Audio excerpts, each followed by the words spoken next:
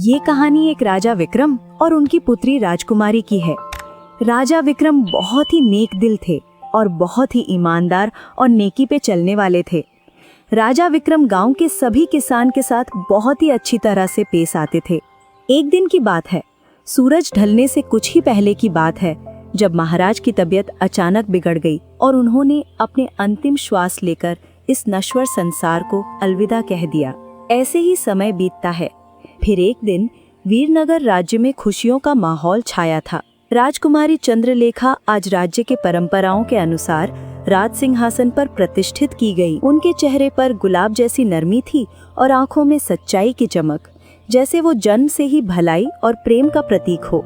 हम वचन देते हैं कि जैसे हमारे पिता ने इस राज्य की सेवा सच्चाई, न्याय और निष्ठा से की, वैसे ही हम भी पूरी ईमानदारी, मेहनत और समर्पण से इस राज्य का पालन करेंगे। राजकुमारी का वचन पूरा होते ही सारा राजमहल तालियों की गूंज से गूंज उठा, जैसे प्रजा ने अपने नए युग का स्वागत किया हो। राजकुमारी चंद्रलेखा की जय हो। कहिए, क्या समस्या है अब? राजकुमारी, मेरा नाम रामू है और ये हमारे गांव के सेठ हैं। मैंने 2 वर्ष पहले इस गांव में रहने आया था, जब मैंने इनसे 3000 मुद्रा देकर इस सेठ से एक जमीन खरीदी और उस पर घर बनाकर रह रहा था। लेकिन कल इसने मेरे घर को गिरा दिया और कह रहा है कि मेरा उस जमीन पर कोई अधिकार नहीं है। सेठ जी, क्या आपकी अमीरी अब इतनी बढ़ गई है कि आप इंसानियत को रौंदने लगे हैं? बताइए, आपने इस आदमी का घर क्यों तुड़वाया? राजकुमारी, मैं तो इस आदमी को जानता तक भी नहीं। भला इसने मुझे कब जमीन खरीदी?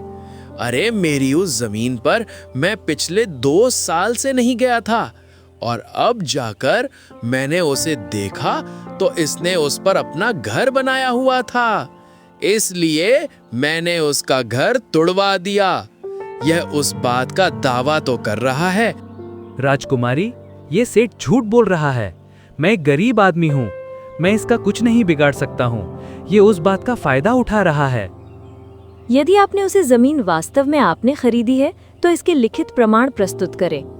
राजकुमारी, इन्होंने कहा था कि दस्तावेजों की कोई जरूरत नहीं है, तुम बेफिक्र होकर रहो। इस पर मैंने भी इसको ईमानदार समझकर कभी लिखित के लिए इससे नहीं कहा। राजकुमारी ने दोनों की बात सुनकर सोचा। तुम्हारे पास जमीन के दस्तावेज नहीं है। इसके हिसाब से कानूनी तौर पर जमीन के असली हकदार सेठ हैं। आपने अवैध तरीके से इनकी जमीन पर घर बनाया था, इन्होंने उसे तोड़ दिया तो कोई गलत काम नहीं किया। राजकुमारी की बात सुनकर सेठ खुश हो गया। नहीं राजकुमारी, ऐसा मत करिए। मैं और मेरा परिवार सड़कों पर आ गए हैं। हम लोग बहुत गरीब हैं, कहाँ रहेंगे? वो आपकी खुद की समस्या है। अब आप दोनों जा सकते हैं। राजकुमारी के इस फैसले को सुनकर राज दरबार में मौजूद सभी चौंक गए। मंत्री जी भी गहरी सोच में पड़ गए। ये सब कुछ देखकर सेठ खुश हो गया और बेचारा रामू आंखों में आंसू लिए राज दरबार से बाहर निकल गया। राजकुमारी, मुझे लगता है कि हमें रामू की मदद करनी चाहिए थी। सेठ जरूर झूठ बोल रहा है। मंत्री जी, जो हमने फैसला कर लिया सो कर लिया। आपको सवाल उठाने का कोई हक नहीं है।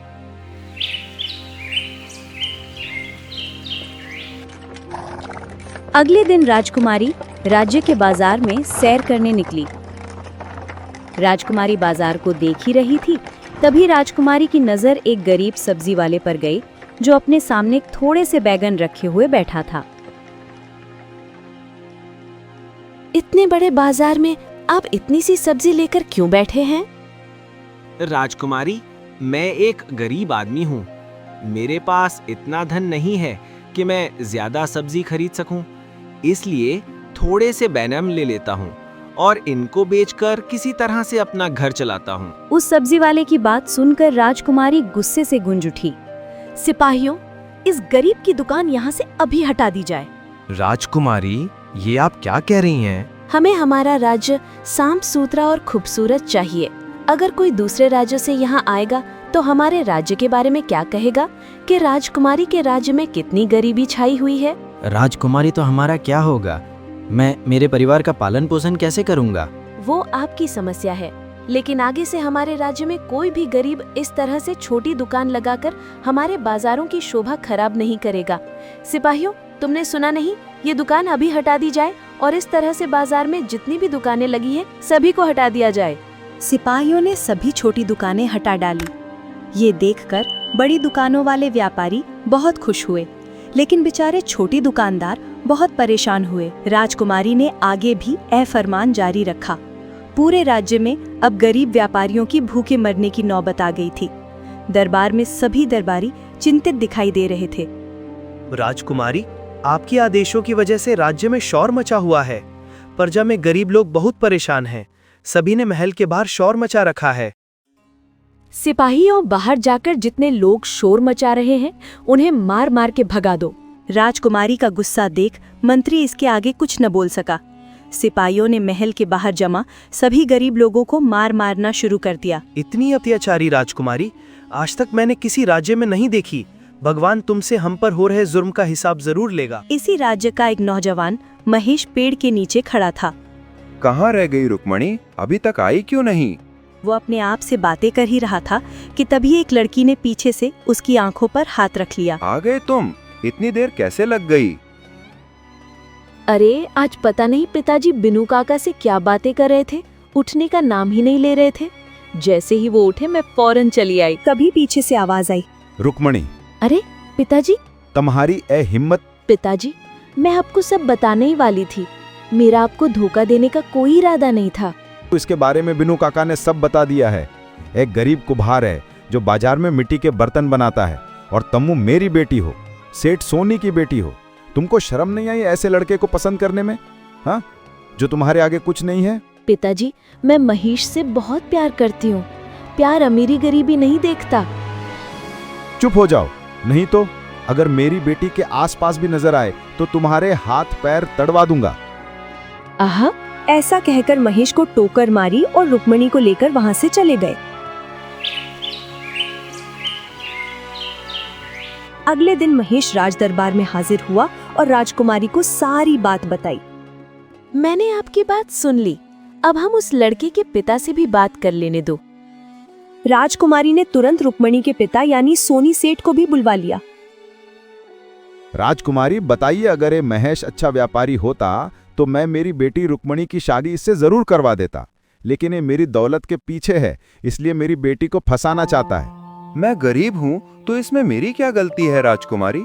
फिर भी मैं वचन देता हूँ कि मैं रुक्मणी को बहुत खुश रखूंगा। राजकुमारी और किसी गरीब का साथ दे दे, यह तो हो ही नहीं सकता। बेचारा महेश, अब राजकुमारी उसके साथ क्या करने वाली है ये तो वक्त ही बताएगा। ठीक है, अगर तुम्हारा प्यार सच्चा है तो हम आपके लिए काम करते हैं।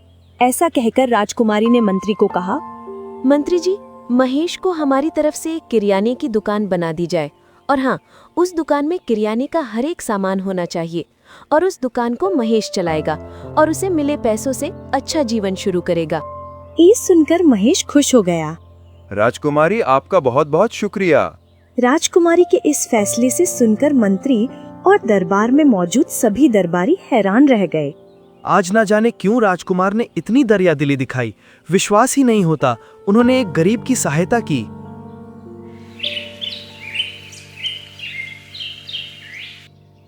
अगले दिन से महेश दुकान पर बैठा। दुकान बहुत बड़ी थी। दुकान में पूरे दिन भीड़ लगी रही और महेश ने पहले दिन से ही अच्छी कमाई कर ली थी। वाह भाई वाह, आज पहले दिन से बहुत धन कमा लिया। अब तो मेरी शादी रुक्मणी से होकर ही रहेगी। तभी अचानक 3 घुड़सवार दुकान पर आए। महेश डर गया। वो लोगों ने काले कपड़े पहने थे। इसकी दुकान तो बहुत बड़ी है, इसको लूट लेने से हम माला माल हो जाएंगे। आप मेरी दुकान में लूट मार ना करें, ये दुकान मुझे बड़ी मुश्किल से मिली है। चुप कर। डाकू मंगल सिंह ने महेश की गर्दन पर तलवार रखी। बाकी दोनों लुटेरों ने महेश की दुकान का सारा माल लूट लिया और दिन भर की कमाई भी वे लूट कर ले गए। मंगल सिंह अपने साथियों के साथ पूरी दुकान को लूटकर चला गया और महेश बस आंसू बहाता रह गया। तभी रुक्मणी के पिता वहां पहुंचे। अरे ये क्या, दुकान खाली कैसे हो गए? पिताजी, मैंने बहुत अच्छी तरह काम किया था। रात होने तक मैंने बहुत सा धन भी कमा लिया था, लेकिन अभी कुछ ही देर पहले कुछ डाकू आए और सब कुछ लूट कर ले गए। ये सब तेरी घटिया चाल है। अब मैं जाकर राजकुमारी को सब बता दूंगा। अगले दिन फिर से वो दोनों हाजिर हुए। सोनी सेठ बहुत गुस्से में था और महेश बहुत उदास था। क्या हुआ महेश, तुम इतने उदास क्यों दिख रहे हो? राजकुमारी, आपने हमें दुकान बना कर दी और हमने उसको अच्छे से चलाया भी, लेकिन रात होने पर डाकू मंगल सिंह आया और सब कुछ लूट कर ले गया। देख लिया राजकुमारी, ये महेश एक नंबर का झूठा है। इसने वो सारा माल किसी को बेच दिया होगा और अब फिर से गरीब बनकर दिखा रहा है। नहीं नहीं, मैंने ऐसा कुछ भी नहीं किया। महेश, पूरे गांव में और भी बहुत सही दुकानें हैं, तो फिर डाकू मंगल सिंह को ऐसी क्या सूझी जो वो सिर्फ आपकी ही दुकान को लूट कर ले गए? राजकुमारी, मुझे सच में कुछ नहीं पता। आपकी दुकान लूटने से ये साबित हो गया है कि आपको सिर्फ दौलत प्यारी है। आपने जरूर कोई साजिश की है और खुद ही अपनी दुकान में लूट करवाई है। राजकुमारी, मुझे सच में कुछ नहीं पता। बस बहुत हुआ, अब हम तुम्हें सजा देंगे, कहकर राजकुमारी ने मंत्री को कहा। इस महेश को अगले 11 माह के लिए कैद खाने में डाल दिया जाए। राजकुमारी की बात सुनकर दरबार में मौजूद सभी हैरान रह गए और सिपाही महेश को कैद खाने में ले गया। देख लिया मंत्री जी, ये गरीब लोग असलियत होने का सिर्फ दिखावा करते हैं। इनके सीने में दिल नहीं होता, बस एक दिमाग होता है जो हर वक्त ये सोचता है कि कैसे अमीरों को फंसाया जाए और कैसे उनके घरों से दौलत को लूटा जाए। राजकुमारी की बात सुनकर मंत्री जी गहरी सोच में पड़ गए। बाजार में बहुत सी दुकानें हैं, फिर क्यों शरीफ महेश की दुकान को ही उन डाकुओं ने लूटा? मंत्री ने बहुत सोचने के बाद मन ही मन फैसला किया कि अब वो इस रात राजकुमारी के ऊपर नजर रखेंगे। मंत्री ने देखा कि राजकुमारी आधी रात को चुपके से महल से बाहर निकल रही है। मंत्री ने राजकुमारी का पीछा किया तो राजकुमारी जंगल की झाड़ियों में जाकर रुकी और उसी समय वहां डाकू मंगल सिंह भी आ पहुंचा। बोलो राजकुमारी, क्या किसी और की दुकान ये घर को लूट लेने का आदेश है? नहीं मंगल सिंह, उस महेश को हमने बंदी बनाकर कैद खाने में डाल दिया है। अब हमारा काम खत्म हुआ। तो क्या ये सच है कि राजकुमारी ने ही महेश की दुकान में लूट करवाने की साजिश रची? समझ नहीं आता राजकुमारी के मन में क्या चल रहा है। अगले दिन सुबह दरबार के द्वार पर एक राजकुमार आया। राजकुमार यशवर्धन। राजकुमारी धीरे धीरे अपने सिंहासन से उतरी और उस राजकुमार को गले लगा लिया। ये देख दरबार में उपस्थित सभी लोग स्तब्ध रह गए। किसी को यकीन नहीं हुआ कि राजकुमारी ऐसा भी कर सकती है। ये उदयनगर के राजकुमार यशवर्धन हैं। हम जल्द ही इनसे विवाह करने वाले हैं। ये सुनते ही मंत्री जी एकदम चौंक उठे। अब तो हद ही हो गई। राजकुमारी तो हर दिन एक नया सवाल खड़ा कर देती हैं। आखिरकार मंत्री जी ने निर्णय ले ही लिया। अब वे राजकुमारी से सीधे बात करेंगे। शाम होने ही वाली थी। राजकुमारी अपने कक्ष में बैठी थी तो मंत्री जी उन्हें आकर मिले। राजकुमारी, आपने पहले गरीबों का रोजगार छिना, उसके बाद आपने महेश और रुक्मणी के दिल से खेला। आपने महेश की आर्थिक सहायता भी की और फिर खुद ही उसकी दुकान को लुटवाया और अंत में उसे दोषी ठहराकर कैद खाने में डाल दिया। और अब आप उस राजकुमार के साथ विवाह करने जा रही हैं। राजकुमारी, ये सच है कि आप जो चाहें वो कर सकती हैं, लेकिन ऐसी क्या बात है जिसकी वजह से आप गरीबों से इतनी नफरत करते हैं? ऐसी क्या बात है जिसकी सजा हमारी पूरी प्रजा भुगत रही है? मंत्री जी, राजकुमार यशवर्धन हमारे साथ आश्रम में अध्ययनरत करते थे और हमें बहुत पसंद करते थे। जिस गांव में हमारा आश्रम था उसी गांव में प्रेम नामक एक गरीब लड़का रहता था जिसे हम बहुत प्रेम करते थे और हमने सोच लिया था कि हम उसी से विवाह करेंगे। लेकिन एक दिन राजकुमारी, आप उस गरीब लड़के प्रेम से बहुत प्रेम करती हैं, लेकिन वो आपके प्रेम के काबिल नहीं है। वो बस आपके दिल से खेल रहा है। वो आपसे प्रेम का ढोंग इसलिए कर रहा है क्योंकि उसे आपका सारा राजपाट, धन दौलत सब मिल जाए। नहीं प्रेम, ऐसे बिल्कुल नहीं है। वो हमसे बहुत प्रेम करते हैं और हमें उन पर पूरा भरोसा है। ठीक है, अगर आपको उस पर पूरा भरोसा है तो आप हमारे कहने पर उसकी एक परीक्षा लीजिए। राजकुमार संवर्धन की योजना के अनुसार हम एक रात उसके घर पहुंचे। प्रेम। राजकुमारी, आप यहाँ इतनी रात को कैसे? प्रेम, पिताजी को हमारे और आपके बारे में सब पता चल गया। वो इतना इस बात से गुस्सा हुए कि उन्होंने हमें महल से ही निकाल दिया। क्या? ऐ सुनकर प्रेम हैरान रह गया। हाँ प्रेम, अब हम कोई राजकुमारी नहीं है। अब हम शरीफ साधारण सी आपकी प्रेमिका हैं। ऐ सुनकर तो प्रेम गहरी सोच में पड़ गया। क्या हुआ? तुम क्या सोच रहे हो? राजकुमारी, आप मेरे पास है इससे खुशी की बात हमारे लिए और क्या हो सकती है। लेकिन आप सोच कर देखिए कि आप यहाँ इस छोटे से घर में कैसे रहेंगी। हम रह लेंगे, कैसे भी करके हमें उस महल का शौक नहीं है। हमारे लिए तुम्हारा प्यार ही काफी है, और जिस घर में आप हो वही हमारा महल है। राजकुमारी, हम आपसे बहुत प्यार करते हैं, लेकिन हमारी एक बीमार माँ है। हम उसका इलाज भी ठीक से नहीं करवा पा रहे। हमने सोचा था कि राजकुमारी से विवाह करके हम राजमहल के सिंहासन पर बैठेंगे, लेकिन अब महाराज ने आपको ही महल से बाहर निकाल दिया, तो भला आप हमारे किस काम आएंगे। ये सुनकर तो हमारे तन बदन में आग लग गई। हमने उसी समय उसे एक थप्पड़ लगाए। आपके बारे में राजकुमार यशवर्धन ने एकदम सही कहा था। आप जैसे गरीब लोग सिर्फ हम अमीर लड़कियों को इस्तेमाल करके अमीर होना चाहते हैं। आपके सीने में दिल नहीं होता, सिर्फ पत्थर होता है, पत्थर। हम उस समय रोते रोते राजमहल वापस आ गए। तभी से हम खतों के जरिए राजकुमार यशवर्धन से संपर्क में रहते थे, और अब जाकर हमने उनसे विवाह करने का फैसला किया है। सच कहें तो उसी दिन से हमें गरीबों से नफरत हो गई। हमारा उनसे भरोसा ही टूट गया। हमारा मन जब भी किसी गरीब की परेशानी सुनता है तो उसे यही आवाज आता है, ये बस एक फरीब है। राजकुमार की बात सुनकर मंत्री गहरी सोच में पड़ गया। अगर राजकुमारी इसी सोच के साथ आगे बढ़ेगी तो फिर राज्य में गरीबों की स्थिति और भी बदतर हो जाएगी। हमें कुछ ना कुछ तो करना ही पड़ेगा। मंत्री अगले ही दिन प्रेम के गांव पहुंचा और काफी ढूंढने के बाद उसको प्रेम का घर मिल गया। प्रेम की माँ पलंग पर पड़ी दर्द से जूझ रही थी और प्रेम उसके पास ही बैठा था। माँ, तुम बस थोड़ा सब्र करो। मैं कल ही वैद्य जी से मिलकर तुम्हारा इलाज फिर से शुरू करवा दूंगा।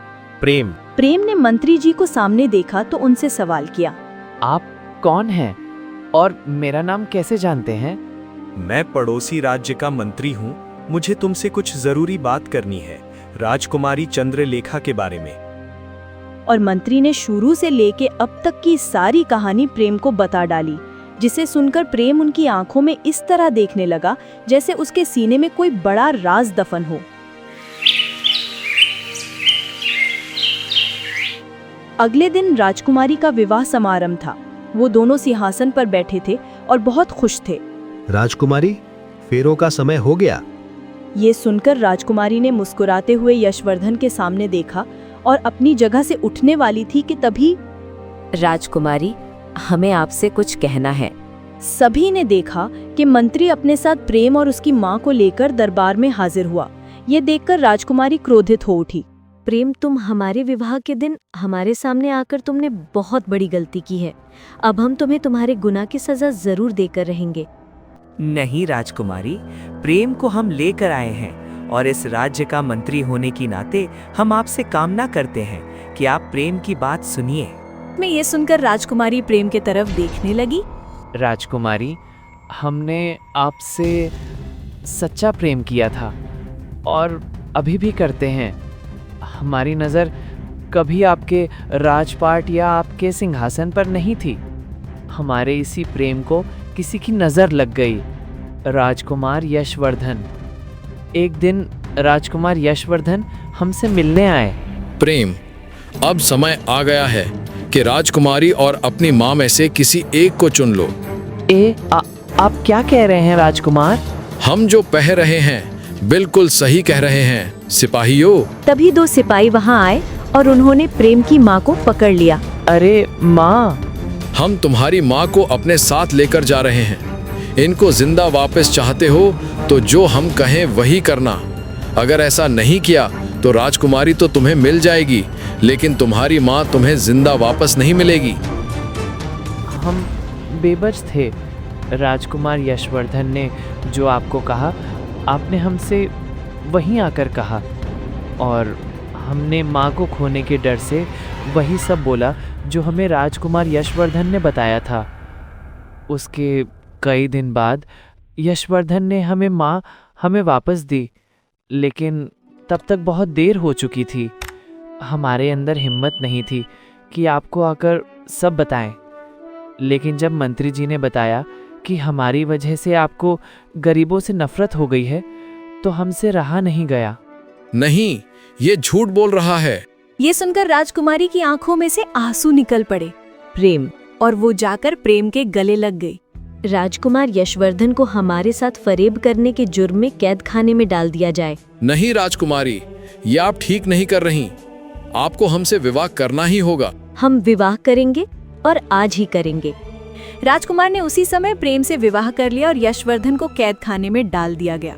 मंत्री जी, हमारे राज्य में जितने भी गरीब लोग हैं उन सभी को उनकी दुकानें वापस बनाकर दी जाए। रामू को भी उसका घर वापस बनाकर दी जाए और सेठ को कैद खाने में डाल दिया जाए। इसके साथ ही महेश को कैद खाने से आज़ाद कर उसको एक बड़ा घर और एक दुकान भी दी जाए और आज ही उसकी शादी रुक्मिणी से करवा दी जाए। ये सुनकर सभी राजकुमारी के सम्मान में खड़े हो गए। मंत्री ने राजकुमारी के सभी आदेशों का पालन किया। महेश का रुक्मिणी से विवाह करवा दिया गया और दोनों खुशी से एक साथ रहने लगे। 54 सभी दुकानदारों को उनकी दुकानें वापस कर दी गई और जितने भी जो गरीबों का नुकसान हुआ था सभी का मुआवजा उनको दिया गया। उस दिन से राज्य में खुशियों का माहौल ऐसा छाया कि फिर कभी मायूसी के बादल नहीं दिखे।